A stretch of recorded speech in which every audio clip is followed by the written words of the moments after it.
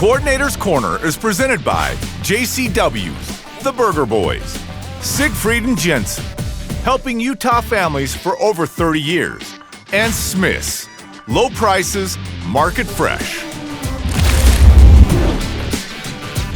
Back in the Coordinator's Corner, second half hour of today's program begins with BYU Special Teams Coordinator and Defensive Ends Coach Kelly Poppinga, recapping Saturday's 37-24 win at UCF, BYU's first win in Orlando as the Cougs go 3-1 all-time against the Knights. BYU now 8-0 on the year, 5-0 in conference, and in the latest AP poll top 25 at number 9. Hello, Coach K-Pop. How you doing? Doing great. Great to be back. Thoughts on the 9th best team in the AP top 25 poll right now? I mean, it's great to have that honor, but at the end of the day, I'm always like, let's get to the end of the year. Whatever we're ranked at the end of the year, let's talk about that. But I think our guys have earned that to this point. But to me, I always look at those rankings and I'm like, it never really matters to anybody until how we finish at the end of the season. So that's going to be our focus, is just keep going one game at a time and just worry about that ranking once January hits and the end of the season's come. Let's talk about the build-up to the UCF game, though. You had an East Coast travel routine to utilize. You were going to be dealing with a little bit of heat and humidity, but only a little bit, because I thought it was a great – we talked with A-Rod about this, but it felt like a good afternoon for football. Nothing too oppressive at all. It was great. And I thought the Baylor game, actually, as the game went on, and the Baylor game was hotter than that game. And we were on turf in that game, and in this Central Florida game on grass, I think it helped keep things cool. And then there was a nice breeze throughout the whole game, which kind of affected things special teams-wise with the kicking game. But, man, when we came out in the second half, I thought it felt great. I thought it was, I don't think it affected us at all. And I think even in the first half right there, obviously the way that we played, I didn't think, the travel had any effect on us. I don't think, the weather, any of that part. I think our guys have handled things really, really well this season, especially going on the road in those, two situations at Baylor early in the year, early in the day, and then now going across the country and playing well. You were road underdogs at UCF. Did that get any talk in the locker room by the guys or around the guys? Yeah, I would say there's a little bit, and I would say that I think it comes from a lack of just how good people thought we were going to be going into the season, and just, everybody predicted whatever it was, 4 or 5 wins, and I think they're just trying to make themselves right, hoping that eventually they're going to be right on, something. But yeah, I would much rather have our guys play that way with a chip on their shoulder and be an underdog. I think every coach would rather have that, than, hype and, hey, this is the greatest team ever. I think our guys are playing really well with that chip on their shoulder, and, still a lot, I think they know who we are, and Kalani says this all the time. It's not so much to prove us right, it's to prove everybody else what we are and who we really are, and I think that's still going to happen throughout the whole entire season. So excited for those opportunities to still come. UCF made a QB change late in the game, but what was the book on their new starting quarterback, Jakari Brown, going in? Yeah, good runner, really good runner. He ran really well against Cincinnati. He ran really good at the week prior to that. At Iowa State. I'm trying to remember who they were, and he played really well in that game, and they ran the ball for almost 400 yards in that game, and so Iowa State being a really good defense, to be able to give up those yards, that obviously opened our eyes a lot to who these guys could be.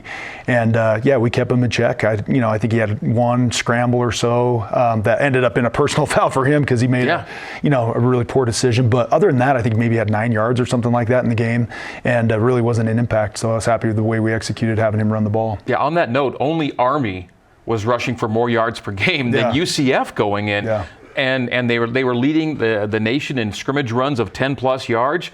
That had to be the primary focus going in. Yeah, and we knew it. And, early in the game, there's really 2 long runs in that game where, in the first half, where we misfit. One where Glasgow, if he just sets the edge and stays outside, I think was the first big run they had. If he just stays outside, we probably get a tackle right at the line of scrimmage, and that was exactly what he's supposed to do. And then we had another one later on in the first half where we were supposed to run a stunt, and Batty doesn't run a stunt. So it's unfortunate, 2 of our best players just not executing. And that's what it comes down to a lot of times, is it's not so much what other teams are doing, but if we can just go out there and execute and do our defense, we'll be just fine. And and then we had a missed tackle by Mark, who's been a great tackler all year. And you take those 3 plays away in the first half, and we feel a lot better about ourselves. But in general, I thought there was a time there once once we held them on that field goal, there was a period there where I thought we were playing some really, really good defenses going into the fourth quarter. Somehow we've lost our coin toss mojo, but it's all right. A-Rod's not complaining because the offense has gotten the ball now 5 straight games to start the game, and the defense ends up usually working with the lead because the offense is doing so well at scoring on that first drive. Yeah, I mean, props to our offense. They're playing extremely well right now, and I think it's just so much easier to play defense with the lead, and every coach in the country would agree with that. You call the game a little bit different, especially when you know the offense is going to go out there and continue to move the ball, take time off the clock, put points on the board. They're just playing. They're a well-oiled machine right now, and obviously Jake's playing at a high level. And yeah, we just got to continue to do that. And we're winning the turnover margin, which I think has been a major issue, major deal for us this season. So yeah, we're playing really good complementary football, playing good special teams, playing great on offense, great on defense, and I think it's all meshing well together right now. 11 consecutive wins when scoring first, and 34 consecutive wins when scoring a TD on the opening possession. Great stuff. All right, longest BYU drive of the season in both plays and duration ended with a Will Ferrin field goal early in the second quarter. Sure, a little disappointing to go 18 plays and not get in the end zone, but the drive did feature 2 fourth down conversions, including a brilliant fake field goal. Let's get into this. A play that has been awarded the Pop-Tarts Crazy Good Play of the Week honor this week. This is a fake field goal with 1:38 to go in the first quarter. Yeah, so they had given a look all season long when the ball was on a particular hash that I knew they were going to run an all-out pressure right there. And so just through our film study, we'd found that. And I told Kalani, I said, hey, it's on the hash that we wanted to be on. You ready to roll? And he said, let's go. And, the guys almost give it away on the sideline right there. They get so excited when I called it. I'm like, guys, calm down. We can't have them, see, why we're getting so excited before we even take the field. But if you go back and you look at that, Will had an opportunity to throw the ball to Ethan Erickson, which he had done multiple times in practice.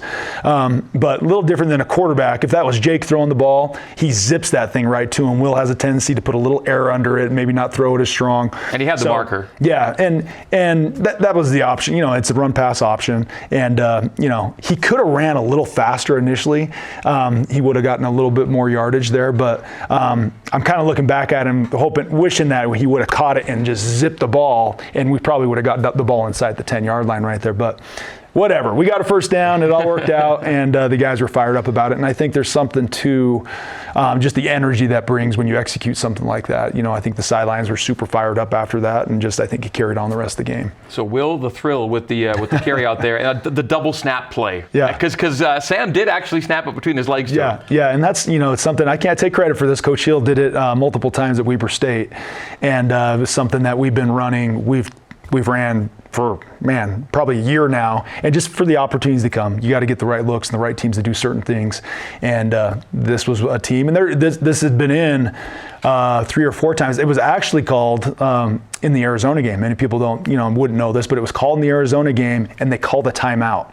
And then we got together and we're like, let's not run it. And we decided to come off. But we would have ran it, in the Arizona game. And just because of them calling a timeout, I think they had a personnel issue. And then we just said, hey, let's just kick it. And it was late in the game too, which was kind of surprising when Kalani wanted to run it. Like the game was kind of out of hand, and I was like, let's just save it. And but anyway, it was fun to see the guys execute it. And really important you get something out of that drive. Yeah. And a few plays later, Will's back in the game, actually kicks it, and he's good from 41.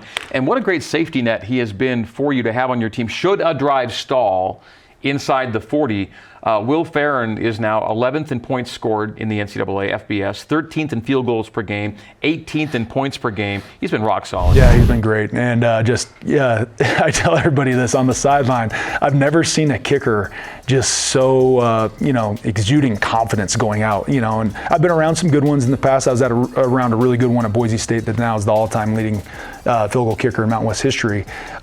Very similar personas. Always have a smile on his face. Will's always smiling. He's always excited. He's always excited for the opportunity, and it's just great to be around confident people that are just excited for the next opportunity that they bring. That's going to bring them, and excited to see a fake. He did not want to get hit. I don't know if anybody noticed that right there. most kickers don't want to get hit. He ran out of bounds as fast as he could. We're trying to avoid any contact, but yeah, it was fun to see Will do that. All right, you won your first 2 Big 12 road games this year, and in both games, I think Baylor's it's a big 21-28 nothing in that one. This was 17 nothing here. Once it's 17-0, R.J. Harvey does break a 54-yard run. You talked about it already. He scored a play later to make it 17-7, but it was the only run longer than 25 yards on the day, and they specialize in those chunk plays on the ground. Yeah, and he's really good. He's actually the guy I have familiarity with. He was at Virginia when I was there. We recruited him as a quarterback. He came as a quarterback and knew he was super fast, super shifty. I told the guys all week long, like, this guy's not, you're not going to look at him and be like, oh my gosh, this guy's like Ollie Gordon. He doesn't look like that, but man, just a speedster, and we knew if we did not bottle him up on the inside that he would have runs like this where he could break and have vision and be able to break to the outside, and obviously it's a foot race from there. But that was, yeah, that right there was a stunt that we should have ran, that if we run it, Batty probably tackles the guy at the line of scrimmage, and sometimes that happens where we don't execute something as well as we should, and really just a lack of him not doing what he should have done, which is unfortunate. I don't want to throw Batty under the bus, but it's just like everybody doing their job, doing their 111th, and one of our best players that usually, and besides that, Batty played really well in this game.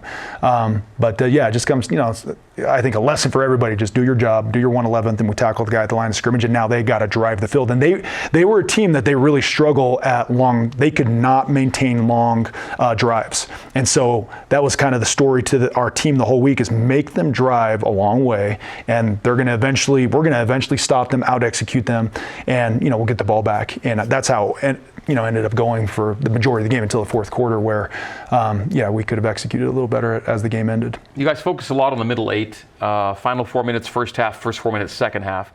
They had a chance to kind of own the middle 8, UCF did, but they get held to a field goal right before halftime, so you get the ball back on offense. Then Chase Roberts scores the touchdown. What a huge swing to put you up 14 at halftime. Major swing. And so whenever you're, and that's why teams like to defer. I think we've talked about this before. And so they defer. They have now the chance. Really, they have the advantage in the middle 8 if they can end the half with the ball and then begin the second half with the ball. And so, us being able to hold the field goal, like you said, I thought it was really good by our guys. We had a missed tackle by Mark Collins, and they get the ball inside the 20 right there. But then our guys do a great job of holding them to a field goal.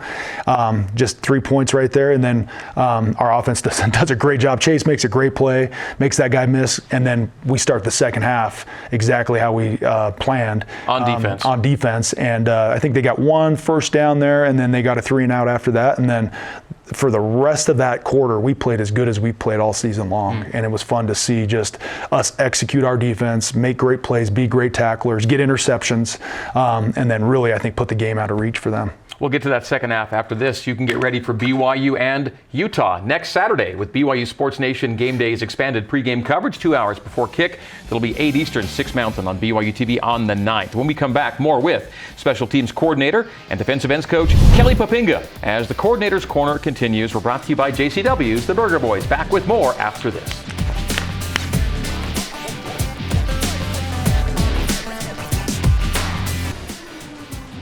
Welcome back to the Coordinator's Corner. BYU hitting its second of 2 bye weeks, still perfect on the year, 8-0. The Cougs alone atop the Big 12 at 5-0 in conference. Next up for BYU, U of Utah. That'll be 12 days away in Salt Lake City. Wrapping up our look at Saturday's 37-24 win at UCF with Special Teams Coordinator and Defensive Ends Coach Kelly Poppinga. You talk about UCF with a chance to get back in the game in that middle 8, but you grab momentum before halftime with the Roberts TD, and then you get that strong defensive outing to open quarter number 3. Yeah, our guys come out, we challenged them, just basically told them, hey, listen, we've given up really 3 plays that should have really never happened if we just make tackles, set edges, run the stunt. We're going to be in great shape. Really could have had an opportunity to shut them out in the first half right there. And then, our guys stepped up, and I thought in the second half they played really well. And this is a 3-and-out as it turned out. Yeah. There was an offside, actually. It took it from 3rd and 8 to 3rd and 3 and still got the 3-and-out. Yeah, and that was a great play right there by Harrison Taggart. Crew Wakely setting the edge. And then this is a really good play by Isaiah Bagna. He was basically one-on-one for a moment there with the quarterback, and then Isaiah Glasker gets his hand on a blitz right there, and we get a PBU and get off the field. And it was a really, really good, great way to start it. And then our offense gets the ball and goes right back down and scores. And just like that, we're up 31-10. And what's that, 10 No, 14-3 in the middle 8 right there, which is, man, you do that in the middle 8, you're going to give yourself a great chance to win. Having deferred, it's amazing to be able to do that. And that's it, too. The offense does go right down the field and goes 10 plays, touchdown. It kind of felt like if they had a little bit of shot in the arm before half, the life was kind of snuffed out maybe right in that sequence. Yeah, obviously being down 21, and you're in the way that our offense was playing in this game too as well, just methodically driving the ball, and they could not stop them. They were so efficient on third down, efficient running the ball, and when you're playing, when you're on the defense with an offense playing like that, man, that's the greatest, especially against this team that's a tempo team that, man, they want to get back on the field and run the ball and trying to wear you out. And gosh, I just felt like our guys were rested up the whole entire game, and it was just a lot of just what our offense was doing. Okay, remind folks who the booth coaches are. Who's up in the booth? You got Coach Hill. Coach Hill's up there. Coach Enna's up there. And then a lot of our graduate assistants are up there. Yep. You're on the field. Yeah. So you didn't get the best angle because when Matavatase scores the touchdown, the SpaceX rocket goes up. And they put it on the scoreboard, which is pretty cool. They put it on the video board, but anyone who was up in the booth like we got a straight-on view of a rocket launch that was timed perfectly for the touchdown to Matavatase. Not often you're going to have a football game with a rocket launch. That's what we had Saturday in Orlando. That's great. Yeah, I totally missed it. I didn't even know after the game that even happened until my wife told me she was at the game. The wives were able to travel on this trip, and she's like, "Hey, did you see the rocket launch?" I'm like, "No, I'm focused on winning a game right here," and had no clue that any of that stuff was happening. But yeah, pretty awesome that it happened exactly with the touchdown. Yeah, our sideline coaches were back to they're back to the rocket, and they were on the field. But anyone who's in the booth got a great shot of it. All right, Will Ferrin field goal makes it 34-10 late third quarter. 2 of the next 3 UCF positions end in picks. So let's get to this. Yeah. 14 interceptions now, with 11 different players. Saturday, Glasser gets his second, and then Faletau Satuala gets his first. Yeah, and really in the, let's see, what would it be? Glasser, I think his was on a third down. We sent a pressure, and very similar pressure that Glasser just got the PBU on that third down. So we sent a very similar type of pressure, and then Glasser's now, instead of the rusher, now he's dropping in the window, and quarterback, I think, gets hit by Jack Kelly, and it gets thrown right to Glasser. So he makes a great play, and then later on, we get in the fourth quarter, we bring another pressure, and the quarterback didn't make a great read. Faletau was exactly where he was supposed to be. He was playing middle post, didn't see him, and really one of the easiest interceptions that you could ever have. And it's a great way for him. He played really well in this game. As a true freshman, he's coming along, and I think he's going to be a really bright future for us. But to have 11 players for 14 picks. That's impressive. I don't know if that's the second most in BYU history. Yeah. The only season with more players with a pick was 1987. 13 guys combined for 28 picks that year. Big number. But not that you're playing for this, but just know if 2 more different guys get picks, it'll tie the BYU record. Will Ferrin capped your scoring 36-yard field goal in the fourth quarter. You win at 37-24. Ferrin, 3 for 3 on field goals, 4 for 4 on PATs. Sam punts only twice. You allow only 22 kickoff return yards, 0 punt return yards, execute the fake. Pretty good day for the special teams. Yeah, it was a good day, and we knew going into that game. I told our guys, like, we should really win this game special teams wise, just by what I had seen they'd put on there. They hadn't been a very aggressive team. We knew that they were going to bring a lot of pressure on their punt return team. Their punt returner went out a couple games ago, who was a dynamic player, and then the guy that they put in these last few games has been more of just fair catching, but they've been bringing a lot of pressure. So our punt team did a great job of protecting. Sam did a good job. We missed our net punt goal. I think they beat us by a half a yard in our total net punt, which was disappointing. Other than that, we would have had every goal that we wanted on our special teams. But yeah, proud of the guys. Our kickoff team was good. We had a lot of new guys in there. Ray Paulu was in there running down. Shea Bryant Strother was in there running down, and they did a great job. Talon Alfrey made a great play. So we just were very deep on our team. Deeper than any BYU team that I've ever been around, and our special teams just keeps rolling, even with some guys out and injured. Noah Hine was out this game, and so some other guys had to step up, and they did. Okay, let's get to special teams player of the week for you. He was the Big 12 special teams player of the week, so he's not surprisingly your pick also. Yeah, Will had a great game, like you just talked about, being perfect for field goals and PAT, and then putting the ball in great spots. A lot of people don't get on kickoff how important the placement of the ball is. But you placing the ball for the cover guys to go and do their job, and really some really key field goals. That late field goal put us up 3 scores. Yeah. And then obviously this play right here with the fake set us up for a first down and an opportunity to get the offense back out on the field. And then eventually he kicks a shorter field goal. I just was telling Will, you're just rushing 8 yards right there to make, instead of a 46-yarder, you had, whatever it was, a 42 or 48-yarder that ends up being. But yeah, excited for Will. He played well. I like how you drew my attention to Kalani, the traffic cop there on the sideline. He's pointing to Will exactly where he needed it. Coach Jay Hill's defensive players of the week are the Mangler, Blake Mangelson and Isaiah Glasker. Yeah, and Blake dominated up front in the run game, got a sack, got a PBU, made a great play on a screen that really shouldn't have gone as far as it should have, but Blake, what we call breaking the stack, the ball was thrown and he runs probably 15, 20 yards down the field and makes a great play on a screen late in the first half. But yeah, he's playing at a really high level, and I think Glasker as well. I mean, he's been the guy that's showing up every game. And just if it's rushing the passer, getting interceptions, playing the run, very versatile, very good player, and that's, I think, playing at a very high level right now. Kudos to all those guys. Time again for our final break. As we step away, we remind you that for your Cougar Sports day-to-day play-by-play, watch BYU Sports Nation with Spencer and Jerry on weekdays, noon Eastern, on BYUtv and BYU Radio. Coming up, final segment with Coach Kelly Poppinga. Coordinator's Corner is brought to you by JCW's The Burger Boys.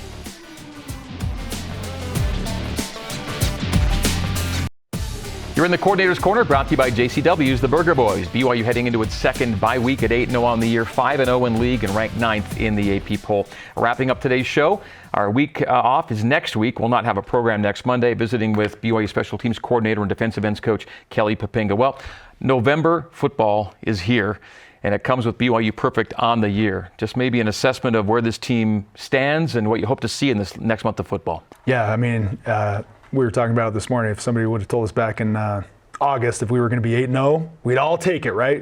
So obviously we're excited where we're at. I think our guys have earned the right. They've played really well all season long. I don't think there's ever been a time where I felt like as a team we've struggled.